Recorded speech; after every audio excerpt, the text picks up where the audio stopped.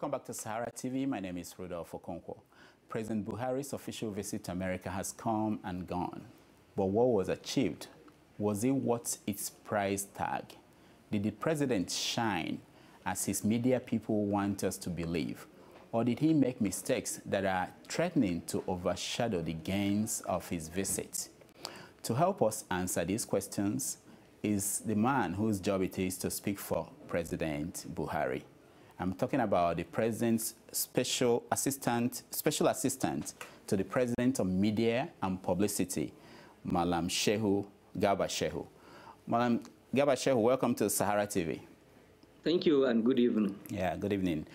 First, let me start by asking you, people are putting out figures there about the cost of this trip. How much did it cost, and how does the president feel about the outcome of the visit to Washington D.C.? Well, let me say that it will be a wrong starting point for anybody to start talking about, President Buhari had 32 persons on his delegation. We had presidents in this country who took as many as 150 men and women to the United Nations. You, Sahara, you ran this report. Yes. So I don't want to call this as being petty, but really Buhari ought to be commended for taking with him so few a number of people, considering the enormity of the agenda that he had to confront. Remind you that all of the issues in the Nigeria-US relations were on the table. Nothing was left out. So that's one. Two, what was achieved? Look, as I speak to you now, our sense is that all of the doors that were unlocked against Nigeria, Buhari has succeeded. All of the doors that were locked against Nigeria, Buhari has succeeded in unlocking them. So Nigeria-US relations are back to normal, and this was the primary objective. This was the primary objective of the visit. Yes. Now, two, talking about generation of investments. We have the good news of reporting to Nigerians the investments that are coming into the country arising from these discussions that the president held with a number of, secretaries and business leaders.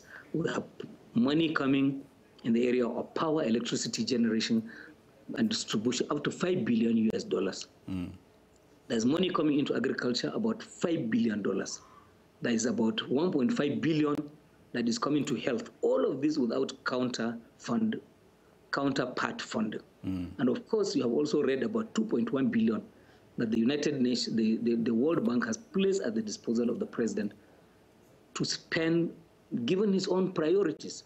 So all of these things have been achieved when you also consider the fact that we have normalized, our own relationships. I think that there's so much to celebrate from these things. Now, let's talk about two areas that the president went in to get help. One is in the issue of recovery of loots, money that were taken away from Nigeria by former government officials. The other one is battling Boko Haram.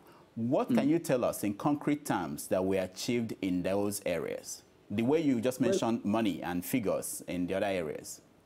Well, in the area of the fight against insurgency, we are on the same page now with the United States of America. There's no doubt about the fact that the Nigerian government wants to pursue terrorism to its very end. That is one. But not only are we doing that, also we're doing it on the basis of respect for human rights, which is a primary requirement of the United States under our own, constitution. Now, on the matter of recovery of assets, it's clear from our discussions with the Americans that Nigeria loses between 10 to 12 billion US every year in the oil sector alone that is lost. So the number that actually the president banded of about 150 billion missing in the last 10 years may in the end turn out to be grossly underestimated. So they are prepared to look, and this is the global system works now in a way that countries that are at a disadvantage like our own would get redress against powerful leaders who have chosen to do as they wished with our own resources. The crude oil that was being taken from this country using tankers, everybody knows that they can be traced. The thing is, we lack the capacity and the will to have done so. The world now wants to help us. Who is the beneficiary? Where the crude oil going to? And into which personal accounts, is all of that money being put? So therefore, we're getting somewhere. We have achieved all that we have set out to achieve, and this visit was enormously successful. All right, let's pause now and watch a video of the president speaking at the U.S. Institute of Peace. He was talking about the issue of Boko Haram and how to get the Americans to give arms, to let Nigeria buy arms to fight Boko Haram. Let's watch. Our forces have remained largely impotent because they do not possess the appropriate weapons and technology which we could have had the so-called human rights violations not been an obstacle. Unwittingly, and I dare say unintentionally, the application of the lethal law amendment by the United States government has aided and abetted the Boko Haram terrorists in the prosecution of its extremist ideology. All right, Malam Shehu, your office took issues with headlines that came from this speech. In the speech, we had the president talking about Lehi law and how it's preventing Nigeria from buying arms. We had him talk about human rights violation, and he was talking as if it's something that is cooked up, that Nigeria is now violating human rights. Why is your office taking issue with the headline, both international and local media, saying that Nigeria is accusing the American government of aiding Boko Haram? What's wrong here? Who is wrong? Is it the speech that is wrong or the media interpretation of the speech? Let me say that I think that the media have to be very careful, in taking from a speech that is laced with adjectives as you have in this case. The president said the word unwittingly. I dare say unwittingly, which means that from every indication, it is not the intention of the U.S. government to aid Boko Haram. But by implication, unwittingly, this policy had turned out to help them. No major publication that I've seen back in Nigeria had taken that cautionary adjective that he injected in it. Everyone was saying Buhari blames America. Buhari says America supports Boko Haram. That's not fair. That's what we're saying. So the people, I know you are involved with, hopefully, with speech writing. Was it intentional to put it in there to make the Americans know that by refusing to let Nigeria buy arms, that they are unintentionally supporting Boko Haram? Was that intention? Unintentionally, the policy has worked for Boko Haram. That's what he's saying. It may not have been the intention of Lehi law. It may not have been the intention of the implementers of that law, the U.S. government. But look, he's saying, watch out. You have to look at the situation we're in. And by all means, President Buhari is not unaware of the charges against the military in terms of human rights, and is carrying out an investigation. People should give him the benefit of time, let him conclude what he's doing, and report back to Nigerians. All right, let's play another video. This is where he was responding to a question by a woman asking for how he's going to form an inclusive government that will take care of the needs of the people in the Niger Delta region. Let's listen to the president's response, and then we will come back to you and ask you what you think about that. Questions, and briefly, Dr. Pauline Baker. Mr. President, welcome. And I've been a student of Nigeria for many years, and first of all, I want to tell you that I have never seen such a hopeful attitude toward Nigeria and the United States as since your election. So I think we all here want you to succeed. My question relates to another area of Nigeria that hasn't gotten much attention during this trip, and that is the Niger Delta. It's a challenge that you're going to face. I wonder if you would tell us how you intend to approach it with particular reference to the amnesty, bunkering, and inclusive development. Thank you. Inclusive government. Inclusive government. You know, how do you include, you know, women, youth? I see. Yes. I hope you have a copy of the election results. Naturally, constituencies, for example, that year gave me 97%, cannot, in all honesty, be treated on some issues with constituencies that gave me 5%. I think this is a political reality. While certainly there were... So, Malam Shehu, the president was saying that, in all honesty, the constituencies that gave 97% should not be treated the same way as the constituency that gave 5%. In most cases, what are the cases where you have to treat people differently in different parts of the country? Well, let me say that I think that you are equally guilty of the same charge that stands against a number of online commentators who have chosen to take this out of the context in which the statement was made. President Buhari laced his speech with a lot of humor and jokes, and everybody enjoyed it. Now, he was saying, in the context of politics, naturally these are the expectations. But if you are fair to Buhari, you would have played the balance because the transcript has already been thrown in there, and in which he is saying that even if he had wished to exclude anyone, there was no way he could do it because the Constitution of Nigeria protects everybody. Buhari will not appoint a minister for states that voted for him and refused to appoint ministers. He is bound by the Nigerian Constitution. He will name ministers, ambassadors, and all of that from every state of the country, because that is the Constitution's instruction. That is the instruction by the Constitution, and he has sworn to uphold it. And if you play the balance of the tape. No, you're right. You're right.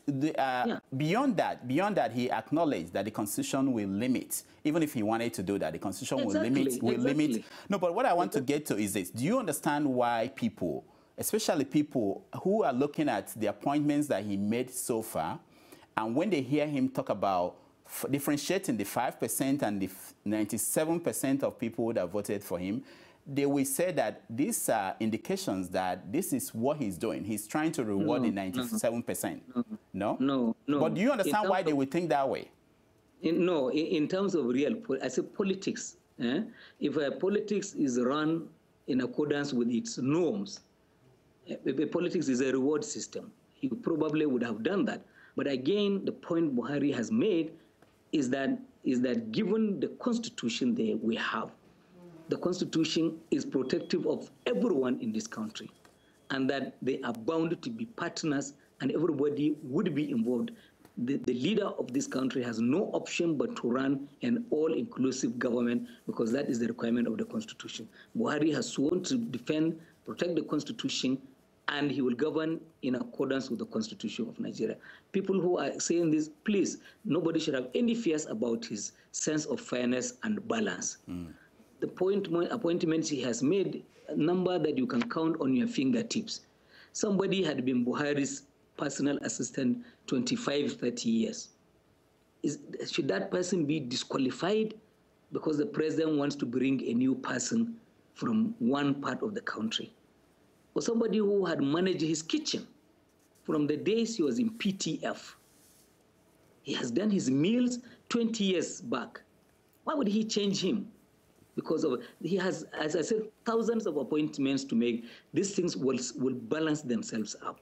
Nigerians should exercise no fear, absolutely no fear about Buhari's sense of fairness and justice. He will get it right. All right. Let me ask you, one of the big headlines from this visit was when he said that there were some ministers who were stealing up to 1 million barrels of crude oil and selling them 1 million a day. And we know that Nigeria produces officially from OPEC 2.4 million barrels a day. So how did he come up with this figure? And is this still going on as we speak today? Are they still stealing 1 million barrels of oil a day? The thing is that you know that the national average, even by the admittance of the previous administration, a national average was 250,000 to 400,000 barrels per day. Are you with me? So there is nothing extraordinary about the president singling out maybe a day or a number of days in which some have conspired to steal 1 million barrels. We are talking about national average of over 250,000 a day. Is this continuing? I have absolute confidence that this is no longer going on because we already have a Buhari environment in place. Our sense is that 50% of corruption will probably have been abandoned by the perpetrators from the day Buhari swore to take that office. I guess you are well aware of the fact that I have sources saying that people are willing to negotiate and return money. This didn't happen in the past. So allow him time. He said he is looking at the records that he has. I would think that he would make them available at the right time. Okay. But the most important thing for Nigerians, can we get money back and can we plug the loopholes? I think that should be our worry. No, you just mentioned people willing to return money. We actually want to explore that more. Who are these people? How is the president going to decide on whether the money they are going to bring back is enough to let them off the hook or to continue to probe them? Can we have more insight into the thinking around that? Time will tell. Time will tell. But you know, when he spoke at the Nigerian embassy in Washington, what he did say emphatically is that we will recover and will prosecute. Okay. I think that should be instructive. Okay.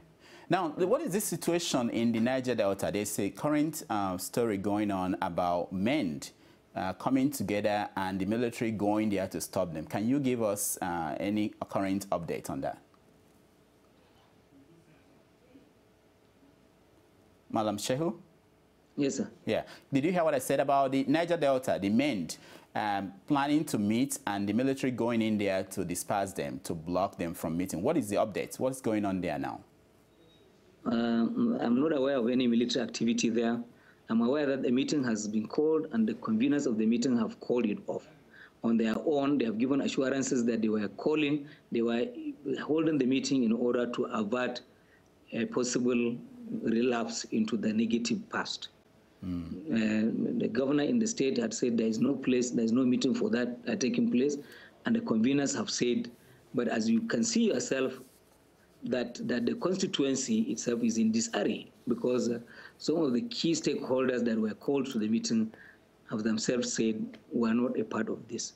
So I think that the thing is just over and that's, but the president will not have stopped a meeting, believing in the fact that the Constitution protects the rights of citizens of Nigeria to freely associate and convene, for meetings. Okay. One last question, and that's about the former National Security Advisor, Sambo Dasuki. Yes. While the president was in America here on a visit, he was questioned, his houses were searched. Can you tell us about what prompted that, and what was found in the houses that were searched, and about some of the comments he's been making after that? For example, he said that he did not expect this from the Buhari's administration, that he helped Buhari, that he would have arrested Buhari in 2011 because of some things Buhari said. What do you think about the whole drama around Sambo Dasuki? Well, we thank him for not having arrested Buhari then. And even though it showed a lack of diligence on his part then for failure to do his duty, However, the thing is that the former National Security Advisor had handed over his office 4 days after. He did not disclose the ownership of sophisticated weapons under his roof. He did not disclose the ownership of armored and bullet-protected vehicles. He had apparently no intention to have disclosed this ownership. And that when he was asked how he came about, particularly the vehicles, 7 in number, he had no proof of ownership.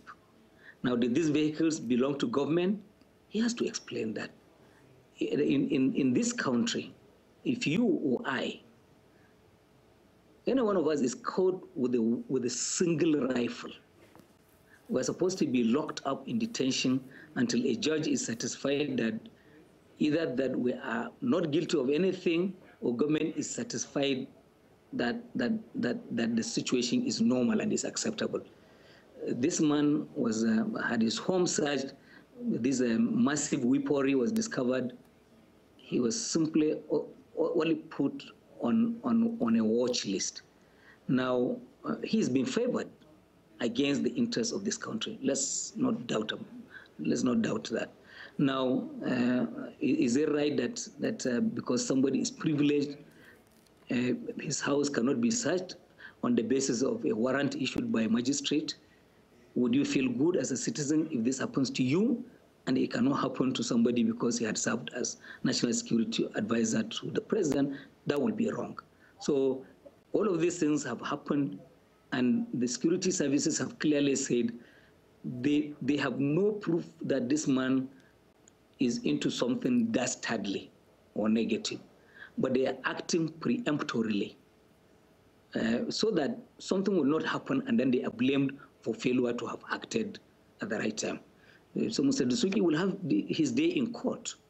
If he says he's not guilty, if it is in his wisdom, it is right to acquire vehicles without a receipt, armored vehicles and all of that, and then these massive weaponry and ammunitions, and then let him convince a judge that what he has done is normal and is in order.